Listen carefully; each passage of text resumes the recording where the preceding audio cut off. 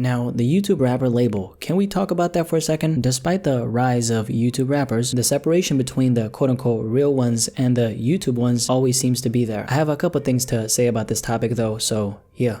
Let's talk about it. The person who inspired this video is actually KSI. Now, KSI, as a lot of people probably know, is of course one of the most successful content creators on this platform. This is a guy who's built a really big name for himself on YouTube, but of course, I'm not here to talk about his content creating skills. I'm here to talk about what KSI is doing as a rapper, because anyone out there who considers themselves a YouTube rapper wants to start rapping as a YouTuber or is just interested in knowing what KSI is doing in the music industry, I'm gonna need you to listen up for a second. Now, I'm gonna be honest, I'm not really a big fan of KSI's actual music. At least I haven't been up until this point, meaning if I'm riding around in the whip, I won't really play that new KSI. But hear me out. The most interesting thing about what KSI has going on is how he's opening the door for a lot of YouTube rappers to prosper by simply, taking rapping seriously. Now, if he's taking rapping seriously, then people will take him seriously, and this is not something you can fake. A facade is really easy to see through, and I say that because let's keep it real, man. It's one thing to be a Jake Paul rapping and a KSI. They're just not in the same universe. Now, how exactly did a YouTube rapper get Lil Baby and Rick Ross on the same record? That's what I want to know. Now, obviously, the bag, the check, the dinero, whatever you want to call it, was probably very big, but keep this in mind, man. A Lil Baby and a Rick Ross got the bread. If you ask me, I don't think they would ruin their reputation for some money. Of course, I could be wrong though, because I guess everyone has their price, like they say, right? Now, notice how I used the word ruin? Well, I used it for a very specific reason. It ain't so much that I think Lil Baby and Rick Ross collabing with KSI is an issue, but realistically speaking, just looking at how things actually are, it's not a respectable thing for an established rapper to do, because most YouTube rappers are not taken seriously. People look at them as nothing but a joke. This doesn't apply to everyone, and that's why I'm using KSI as an example, but in the grand scheme of things, that's how people view them, right? So two actually established rappers in a game collaborating with a YouTube rapper can't really be good if we look at it from that perspective. And I think this is where the YouTube rapper label comes in. First of all, what exactly is a YouTube rapper? The way I would answer that question is this. When people think about you or your name comes up in the conversation, they associate your YouTube channel with you more than your actual music. This is of course still the case for someone like KSI. He didn't build his name off of his music, he built his name off of his content on YouTube, which then makes him a YouTube rapper. Someone like him though obviously has a whole lot of resources like money, status, connections, and most importantly of all, reach, which makes it way easier for him to break into the music industry just based off of who he is. That's one really big advantage he has, but don't get it twisted. This doesn't mean that you can buy the respect. I'm assuming that KSI is in it for the long haul, aka until people start putting respect on him as a rapper, so it'll come if he's ready to put in the work. Now, let's also talk about someone like Quadeca, who still is considered a YouTube rapper by many, but let me tell you this one thing about Quadeca, man. If Voice Memos, which is an album that he dropped last year, is the standard for what the average YouTube rappers are dropping, then that standard is way too high, man. I don't think Quadeca is a YouTube rapper at all. The difference between a KSI and a Quadeca is KSI has already been exposed to an unbelievably big audience with the help of his platform. So technically KSI hit the mainstream without even being the rapper KSI who's attempting to reach the mainstream. You get what I'm saying? I think someone like Quadeca has the luxury of having a really large audience on YouTube who's already bought into him as a content creator. Now a really big percentage of that audience is also messing with his music, listening to it and supporting it. But understand this, he's multiple steps away from reaching that big level as a rapper where he's widely recognized in the industry by most people. And I say that to say, if you ask me, I think that's a luxury, because in Quadeca's position, he's not really big enough as a content creator where people can only associate his YouTube videos with him, and he's in a good enough of a position where he can keep on elevating. I mean, someone like Quadeca already has an audience. On top of that, if you ask me, I think he's proved himself enough to the point where I can confidently say that he's not just a YouTube rapper who raps, but a rapper who makes YouTube videos. And then there's people like Dax, who was never a content creator, but he built his audience strictly off of YouTube by posting his music on there, and that's how people found him. Here's another person who I wouldn't say is a YouTube rapper at all. He's just an artist who happened to build his success with the help of the YouTube platform. These are the angles you gotta look at it from, because a lot of people see a person like, for example, Dax, and call him a YouTube rapper because that's how the majority of his audience found him, when really really, don't forget, at the end of the day, YouTube is just a tool, and the difference is how do you proceed from this point and move beyond what you've done with the help of the YouTube platform thus far. What exactly does your music sound like? Do people put some kind of respect on your name as an artist? Let's also use Token as an example, because I've seen people throw the YouTube rapper label at him. Now, Token has been posting music on this platform for 7 years. That's how he built his audience. I know that he's had a couple of videos of him rapping go viral on Facebook, but the majority of his fan base came from this place. But just like Dax, he simply used YouTube as a tool. Let's get this one thing straight, man. It's impossible to escape the YouTube rapper stigma only if people don't see that you actually have it in you. Sometimes people can doubt your abilities though, and you can prove them wrong. That's what I think someone like Quadeca did, but it's hard to break out of the box once you're in it. There's tons of people in this space who are constantly doing some different, putting up the numbers, or just getting really creative with their movement. Shout out to the boy Crypt, who's been doing some amazing things and is putting in a crazy amount of work in his craft. Shout out to Moxus, who's not a YouTube rapper at all, but just like Token and Dax, he's using it as a tool to get his music heard. Shout out to DDG, who I think is also paving the way for other YouTubers. The most important thing about this entire YouTube rapper label conversation is one thing. What exactly are you offering as not only a rapper, but as an artist? At the end of the day, that's what it comes down to. Let's keep it 100. Do you want the respect? Well, you gotta work for it. And get this one thing straight. Once you get placed in that YouTube rapper box, you're gonna have to work twice as hard to become a respected rapper in the game compared to someone who hasn't gotten placed in that box. Breaking out of it is a possibility. It has been done, but it's really hard to break out of it because the stigma is so powerful. That's the point I'm trying to make. Now, what do you think about the YouTube rapper label though? Definitely let me know in the comment section below and let's have a discussion about this.